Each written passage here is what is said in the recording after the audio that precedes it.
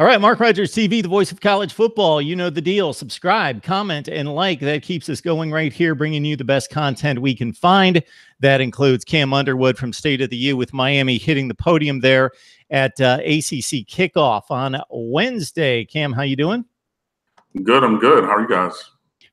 I'm doing well. I'll speak for myself. We'll see what the live chat has to say.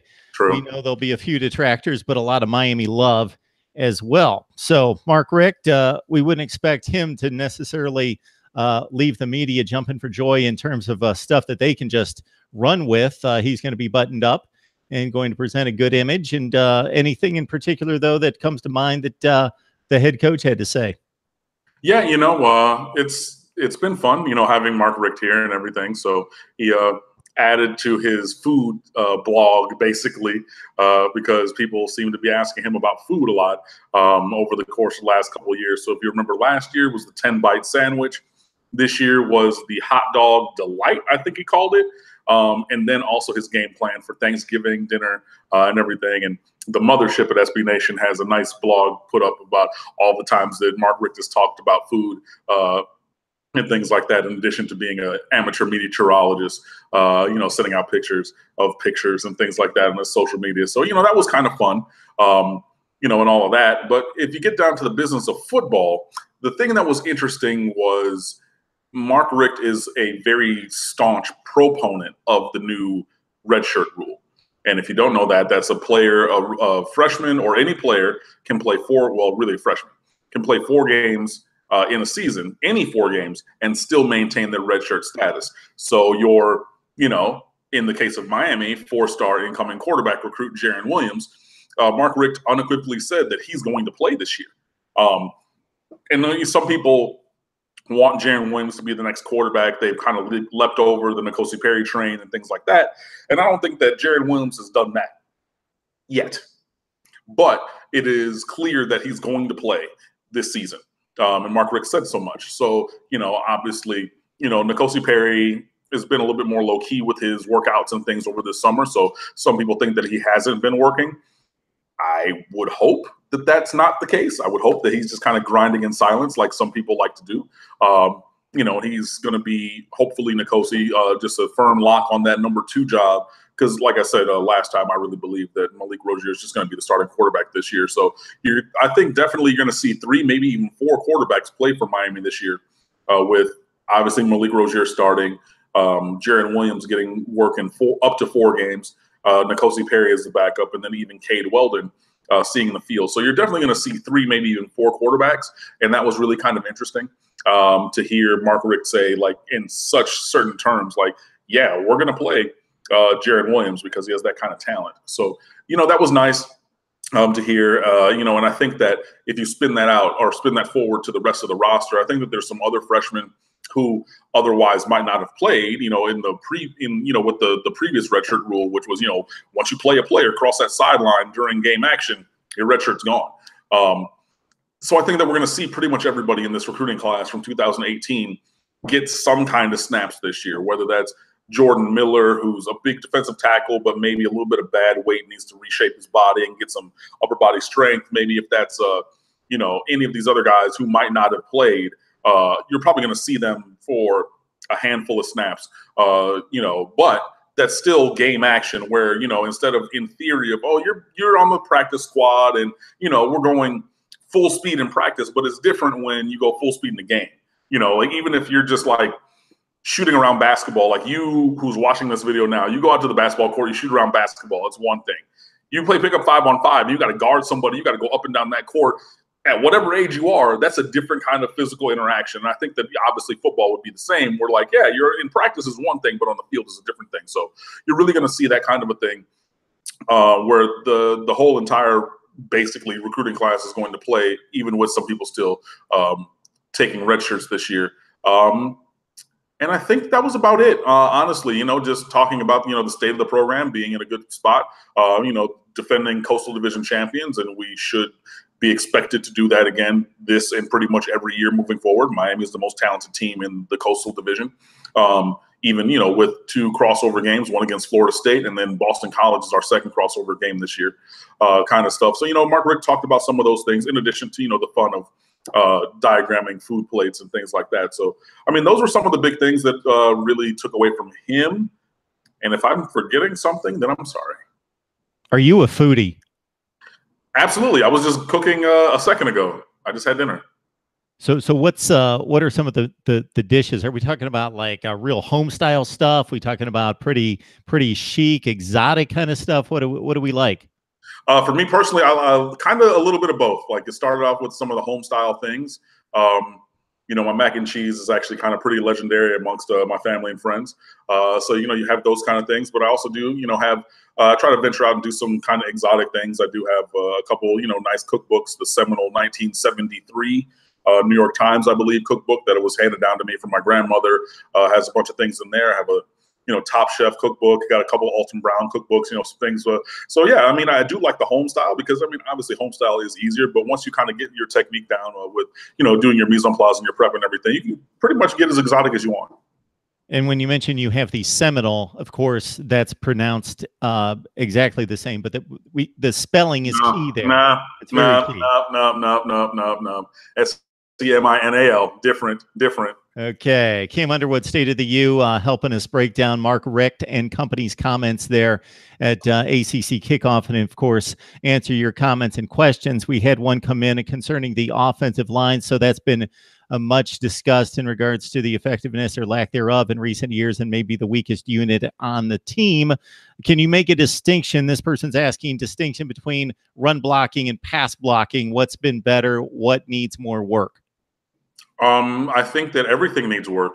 There have been times when, you know, run blocking has been good. There's been times when it's been bad. There's been, I mean, you can say the same thing about pass blocking. If you look back to Brad Kaya's time here at Miami, you know, some of the late game situations, particularly against Florida State, when games are close late and you know you have to throw the ball to, you know, with the clock against you, and teams, especially teams with talent like Florida State up front, are able to pin their ears back and get a pass rush going. I mean, it was pretty bad, honestly. But there's other times where, you know, Brad Kaya is our all-time leading passer, where you had a perfect pocket and he was able to, you know, lob it 60 yards down to Philip Dorsett, you know, years ago. So, I mean, there's been good and there's been bad. And I think that that's kind of really the story of what impacts the Miami Hurricanes, offensive line-wise and quarterback-wise, because I know that that's going to spin into a Malik Rozier question. So I think that there's been positives and there's been negatives. Mark Richt did mention Venzel Bulware, who's a transfer from Tennessee, a grad transfer who's going to come in, and he's going to fight for time at one of the guard positions. And, you know, he's 6'4", 305, 310 pounds. He's played in the SEC for 3 years. He redshirted for a year and then played for 2, so I believe he has 2 years to play 2 as a grad transfer here. But he's a guy who's going to come in and hopefully, you know, if he's able to play well, then that will maybe help the group get better. So, I mean, I don't think it's been one thing per se, but if I were to say in terms of pass blocking, Miami has struggled because Miami has not had true tackles on the roster. So, and that's from height, that's from length, that's from athleticism and bend, you know, being able to get outside, you know, a nice deep step when you have that pass rusher who's trying to get around the corner and dip that shoulder around. You know, if you got a kind of short, stubby-armed guy trying to block that, then that's not going to be very effective. So that would be the main issue, the lack of talent and a lack of a direct fit of tackles. And then insofar as run blocking, I will say the man-to-man run blocking has often been pretty bad.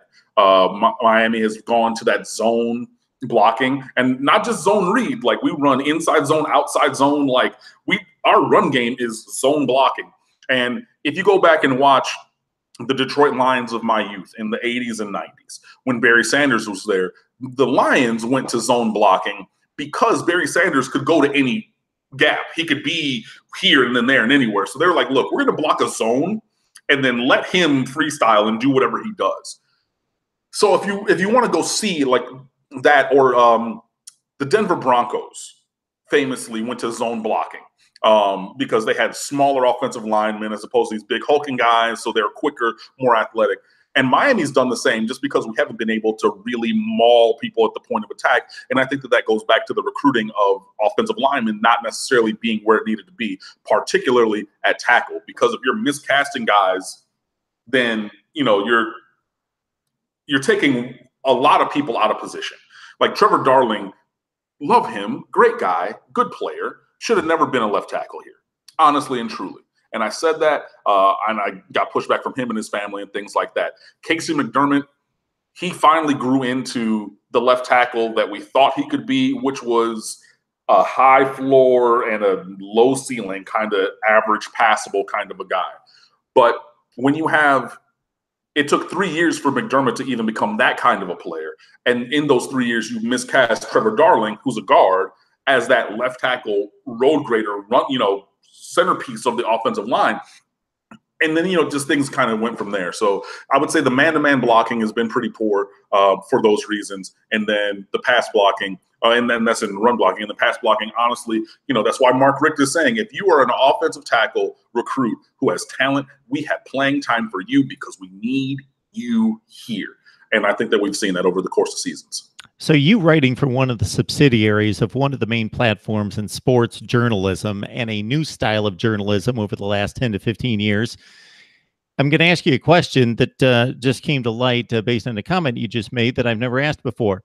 How much feedback, positive, negative, have you received from players, family of players, probably not coaches, but players and possible recruits, the people that are in the know, that are in the forum?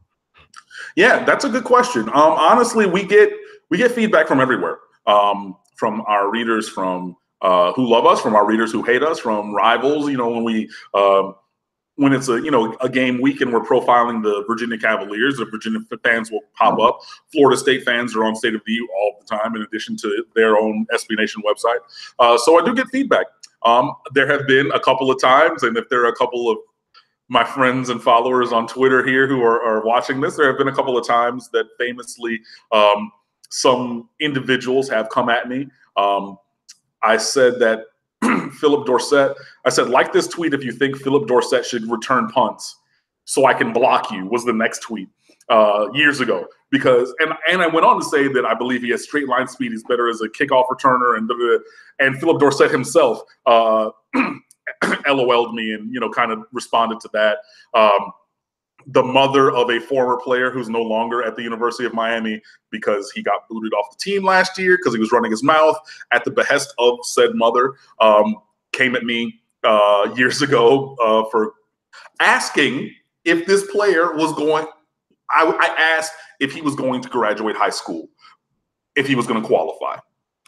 That's it. And she kind of went off the deep end and said, she was going to hurt me and show up somewhere in Miami and drop my address and all kinds of things like that. So, I mean, there have been those kind of famous interactions. But, I mean, yeah, honestly, we get more good feedback than bad. But, I have heard from several players, past and current, on the team. I've heard from several coaches, past and current, with the team as well. So, I mean, yeah, we do have a level of visibility where if we say something outlandish, I'm probably going to hear about it from maybe even the person that it's about or referencing. But yeah, I mean, it's good to know that on some level, at least, what we are putting up on the website is reaching people. But yeah, I do hear back from a lot of people, whether it's family of players, if it's recruits, current players, coaches, things like that. Not all the time, but sometimes I do.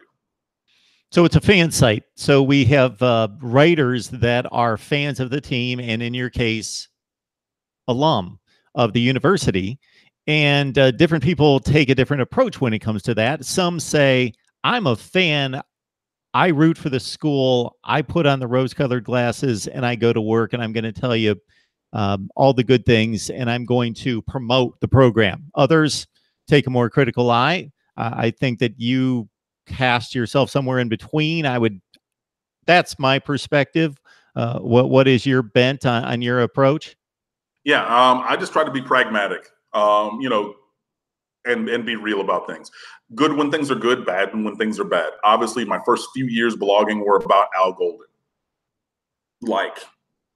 Yeah, was there some good? Did we win some games? Sure. Was everything perfect? If I wore my orange and green glasses? Absolutely not. And I don't think that people would have connected to that because that would have been on its face disingenuous. So, yeah, I do try to be pragmatic about things and, critical when when it's time to be critical. And like even last year with Malik Rozier, you know, even through that winning streak, when I started to get really critical when the games were close and they shouldn't have been, like Georgia Tech, no reason, Syracuse, Virginia. Like there were games that should not have, I mean, losing to Pittsburgh, the Pittsburgh team last year, unacceptable, garbage, trash. North Carolina and being tied at the half or up 7-6, trash. And you played like it. And we watched the Florida State game was on ESPNU last night, and I live tweeted it again and was like, look, this throw, you got to make it. Even the broadcast, it was 3rd and 3. They run play action one way, they come back the other way, drag the tight end wide open. Missed him. Even the broadcast said, if you're Malik Rozier, you got to make that throw. Look, and I've said that. So, yeah, you know, I do try to be pragmatic. And if there are things that are good, obviously we're going to celebrate those. But if there are things that, to my estimation, are lacking, then I'm going to say that. So, and some people don't like that, especially, you know, even last year when we're running off win after win after win, you can kind of get lost by looking at the result without considering the process. And I try not to do that. So, you know, we do try to, you know, be honest and genuine. And we have a variety of people on the website with a variety of opinions. Previously, one of our writers, John Reynolds, wrote about Mark Richt as the master of the fade route and how he's mastered it, when to call it, who to have running it, how to make that 100% work. This past week, Justin DeTavio wrote a piece entitled "Stop Throwing the Fade Route." So that right there is the dichotomy of thought, where even if John said that and proved a great point, Justin came in and said, no, I disagree. And that's really where I think that we do things well, by just being honest and genuine about things. Because much like when I was teaching, if you go into a classroom and you're trying to put on an act, kids will see through you immediately. The same thing, if I'm trying to be on this website or run this website or create this content and I'm trying to do it in a disingenuous way, people are going to see through it immediately. And that's why I try to be honest. So all of those ideas and all of that writing goes through you, and you obviously don't have to agree with all of it, but you have to find it credible. Absolutely. Yeah. We're not going to do anything that I feel to be irresponsible or something like that. There was a former contributor years ago who wrote something that was incredibly controversial. I'm not even going to say it. I don't have the Google cache of this piece up. All I'm going to say is it was a very pointed commentary about a former rival player. And every person that I know either was tweeting me or called me, even a couple of my journalist friends, because I do know, you know, the local journalists, they called me and I was working my day job, so I'm like, whatever, I'm teaching, whatever, we're singing, like, hey, I'm wearing, music shirt. So I'm like, I'm in the classroom working for a performance or something. And when they kept calling is when I was like, I need to step in my office and see what is going on. And that was right when I had started running the Twitter account for the website, and I saw what it was. And that was like, whoo, I mean, it was a firestorm. Like, I had to take it down. We had to issue a retraction immediately, like, because of the way that things were said. So yeah, we're not going to do anything like that. And I do empower all of our contributors to be as creative as they want, as long as it's consistent and it's genuine content, as long as it has some kind of logical foundation. Then even if I disagree with it, and there's been things, I mean, I do not agree with the DeTavio piece saying stop throwing the fade. I think that it has value when you have guys like Amon Richards, when you have guys like Lawrence Cager, when you have Brian Hightower, when you have a Dale Harris, who, caught a fade route, a back shoulder fade, and won the Florida State game on that throw. Now, it wasn't the 5-yard line fade. It was, a different kind, but I see value in that. But he made a great case, and he put up some statistics for his reasoning and things like that. And because of that, I think it is valid. And just like, in the game of football, when you have people running a up-tempo spread, like, any up-tempo spread team versus teams running the grinded, slow down, Georgia Tech, you can have a disparity of thought, but still agree or still be approaching things from an appropriate angle. Even if everybody doesn't necessarily agree on that angle, it still has a logical foundation. That's what I try to bring forward. The fade pattern seems to be similar to the three-point shot in basketball, where when it's drilled, it's beautiful. When it's not, sometimes when it's contested or even wide open, some people will clamor Why didn't you run the offense and look for an wide open basket or something underneath, or really pound the rock down to a mismatch down on the block? The fade pass, obviously, if the timing's got to be exceptional, or you've got to have a freak or a mismatch on the outside to where the pass doesn't have to be perfect. And if the quarterback or the cornerback plays it well, then it can look ugly because the perception is, well, you had your mind made up on throwing the ball over there when you could have opened up the field and looked for the best possible route out of 3 or 4. Yeah, but when you have limited time for that, I mean, if you're throwing the fade from the 5-yard line, you don't have time to sit and scan the field and then decide to throw that. That has to be a catch it, step, throw. Like, I mean, I'm talking more about the call. Right. I mean, the call. I mean, different strokes for different folks. I mean, if you we threw 3 fades in a row to Amon Richards last year against Virginia. I want to say I'm good with each and every one of those because it's Amon Richards versus whoever they had at cornerback from Virginia, who plain and simple is not as good as Amon Richards.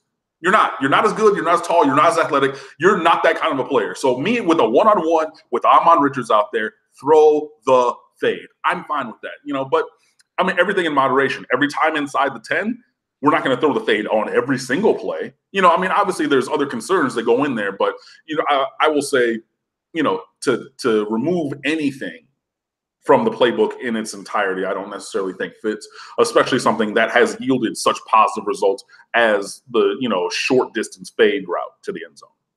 He is Cam Underwood, State of the U. You probably already knew that, but if you're new to Mark Rogers TV or have not checked out Cam's work at State of the U, please do so. Mark Rogers TV, the voice of college football. We bring on the very best in the industry to talk of college football each and every day. Cam, finish the sentence for me. This Miami team, let me preface it first, if it meets expectations, doesn't blow away expectations and win the national championship, or not meet expectations and go 7-5, 8-4. This Miami team is the best Miami team since blank. Last year. I mean, if we're going in a short term, last year was the first 10-win season since 2003. The first major bowl game since that same season, I want to say, which was, the Peach Bowl against LSU that ended very poorly. Quick story about that. I was in Detroit for Christmas. I went to pick up pizza to go to my best friend's house to watch games like we always do. So I went over to his house. We went downstairs, and I got there as they were going to commercial after the opening field goal on Miami's first drive. So I'm thinking, oh, this is going to be easy. 40 points later, not so much. But yeah, I mean, I think that this is one of the best teams that we've seen. I mean, obviously, the end of Larry Coker's time was bad. Randy Shannon's tenure never had a team this good. Al Golden's tenure never had a team this good. So, I mean, yeah, unless you're talking in relation to last year with a 10-win season, then you got to go back to, 02, something like that, 02, 03. I mean, it's been a long time since Miami's really had a team like this. So, yeah, I would say if you're talking about wins, this is the best team since last year. If you're talking about like the whole, picture and everything, probably since 03, maybe 04, maybe 05. Even if that team didn't necessarily have the 10 wins, that was still a very talented team. So, I mean, somewhere in that 03 to 05 range is probably where we're going to look. We talked last time about the players showing up in Charlotte, Amon Richards and Jaquan Johnson. Did they have anything of note to say? Yeah, I mean, Jaquan Johnson was just really taking advantage of his platform as one of the best, if not the best safety in America to, introduce himself to the people, and he spoke about that. He made note that of the players on the team, he thinks that fifth-year senior Demetrius Jackson is making the biggest leap this offseason. Demetrius Jackson missed the last couple of games with a knee injury, I believe. So he's working his way back, but was probably the best run defender of the defensive linemen last year. He's, former basketball player. He's like 6'4", 260-ish pounds. So he can play outside or swing inside to defensive tackle at certain times, but he's doing really well. And that was noted by Jaquan Johnson. And then Amon Richards, just really taking a business-like approach to things, really, learned a lot through his struggles with injury and inconsistency, which kind of was born of the injury bug last year, but really excited to get back to full strength and full speed and really, just kind of Amon Richards is a transformational player for the offense. And even if his numbers aren't gigantic, even if it's not 1,300 yards and 17 touchdowns or anything like that, just having him out there, like I said before, you see defenses have to change the way that they defend the pass if 82 is on the field. You're looking at the way the safeties are, you're looking at, the underneath coverage, you're looking at all kinds of different things. Teams have to defend Miami differently when Amon Richards is out there because they know if Amon Richards gets the ball, it could, on any play, you could be striking up the band and changing the scoreboard. I mean, in that bowl game against West Virginia a couple of years ago, Miami was struggling on offense, and I just said, I was screaming from the stands. I said, throw the now route, just to stop and throw him the ball or a drag, something to get him the ball where you're not waiting, because the blocking, the pass blocking, just like we talked about before, was not necessarily meeting muster. So they did it finally, and you saw how the West Virginia defense bailed on the threat of him going deep. So you run a combination, run the slot, the two receiver, down the seam, and the one, Amon, he comes on the inside just on a simple drag route. 52-yard touchdown. Just because once he got the ball in space, you can't run with him, And I think Amon Richards was really just dedicated to greatness. He's really, he broke records his freshman year here at Miami. He was a freshman All-American. Last year, obviously, was not that same player. And you can talk about the injuries. You can talk about the inconsistency. You can talk about anything else. But for whatever reason, Amon Richards in 2017 was not the same as 2016. But he has a fire lit under him now, and he wants to get back out there. So, he was talking about that and really just, being excited to work with, Malik Rozier or whoever else is going to play quarterback. But like I said, it's going to be Rozier. But yeah, just really excited to get back out there and get healthy and get full speed and remind people of the kind of player that he can be, and I know that he didn't say it, but you have to read the subtext of, as I'm looking towards the NFL, because, he was Amon Richards was he's on the watch list for a couple national awards, the Biletnikoff Award for the best wide receiver, which other one? There's another one for best offensive player. I forget which one it is. But he's up for both of those, or he's on the watch list at least. So people are looking. NFL teams are looking. So, yeah, if he does well, then obviously that, is a thing where he can go to the league and, make money and, provide for his family and all those kind of things. But, yeah, just both players are really dedicated to being great. And we've seen that from both of them at different times. But hopefully, they'll be able to spin that forward. Cam Underwood, State of the U, talking up the Canes after ACC kickoff and Miami's appearance on Wednesday. So the turnover chain made its appearance in game number 1, right, of last season? Absolutely, every single game. Okay. Well, it made its appearance. Yes. Thanks for clarifying. Hey, anytime. That's what I'm here for. And if I remember correctly, obviously in winning 10 consecutive games, there wasn't an issue with what I'm about to bring up. Then even in the losses, albeit I got to admit, I was checked out of the second half of the Clemson game and I had moved on to other championship games, but I watched the Orange Bowl start to finish. I watched the Pitt game start to finish, and there was never a point at which, okay, we got a turnover, but we're down 35-0. So, how do you celebrate or not celebrate? I'm just asking about, as celebrated as this was, across college football, does it have a shelf life? I think it does. I thought that the shelf life was 1 year, but we're bringing it back for another year. And obviously, hopefully we get something around the 31 turnovers that Miami was able to get last year and, kind of still have that same party. But, maybe I'm wrong. If this is, the turnover chain was such a cultural moment.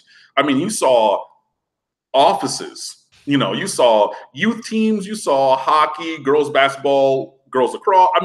Any kind of group, really, and in many different places, had their version of the turnover chain. It was such a cultural phenomenon last year that it was more widespread than I thought it was going to be. And I think it was more widespread than even Manny Diaz, who was, the brain behind the turnover chain. I think it was even more of a thing than he thought it was going to be. So, you know, as long as there's consistent play and, you know, obviously we continue to create turnovers and win games, I think it can continue to be celebrated. So, I mean, like I said, I thought that the shelf life of the turnover chain was 1 year, and I wrote that we should have retired it after one season because it was a great thing. But obviously, as Miami is bringing it back, and there seems to be momentum with it, and maybe that will continue.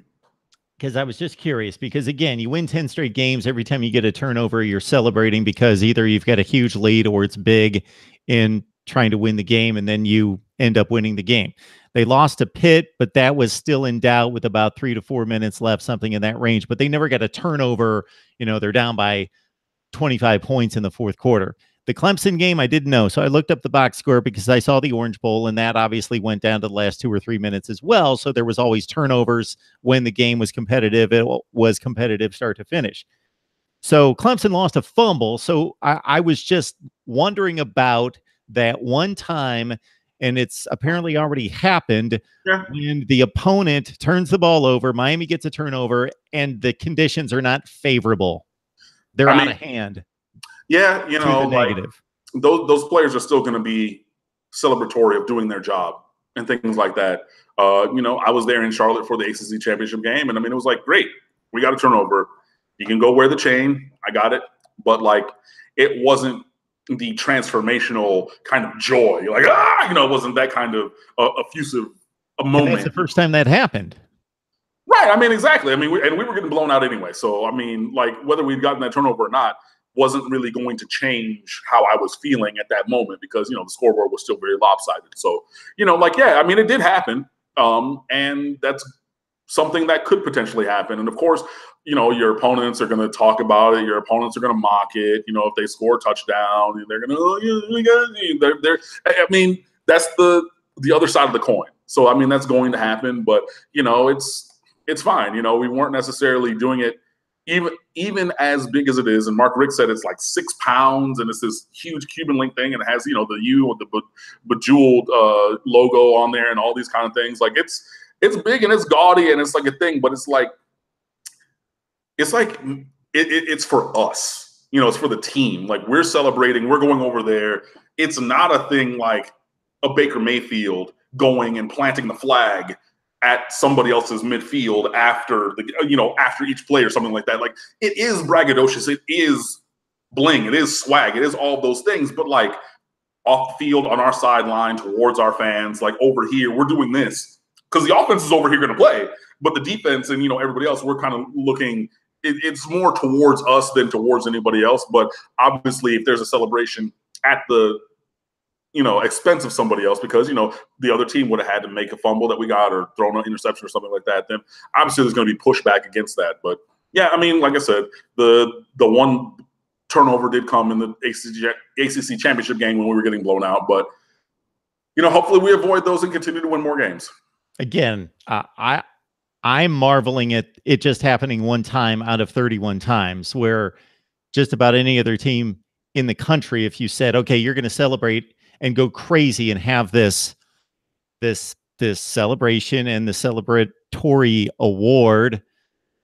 If you would go through every team in the country and you went through every turnover, most of those turnovers meant something good, obviously, but many of them happen, a percentage of them, depending on how good your team is, in situations in which you shouldn't be celebrating. And it took to the 11th and final game of the regular season for that to happen. So it's just kind of an oddity that I was searching for there. And I thought maybe there was a turnover gained against Clemson that would have been the only one that would have fit my situation in which this is kind of strange here. So that finally happened. All right. Cam, we'll probably have you back, if at all possible, sometime during fall camp. So as we enter that first week of August and the guys start battling for positions, what are the ones that are the most up for grabs? Good question. The ones that are up for, it's not quarterback because I don't believe Mark Richt. And that's just it. I don't believe him. Malik Rozier is going to start. That's what he said. So don't ask me about quarterback because Malik Rozier is going to start, period. The positions that are up for discussion are the offensive line. and that would mainly be like the guards more than anything else. I think that the tackles and center are all set. So at the guard positions, there could be Hayden Mahoney, Tyler Gauthier. No, Gauthier is going to play center. Hayden Mahoney or Jahair Jones or Benzel Bulware.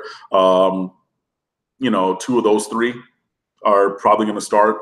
We do have some recruits that are trying to battle for playing time, but I don't necessarily think that they're going to be in the starting role. So, just really getting that final composition of the starting five up front.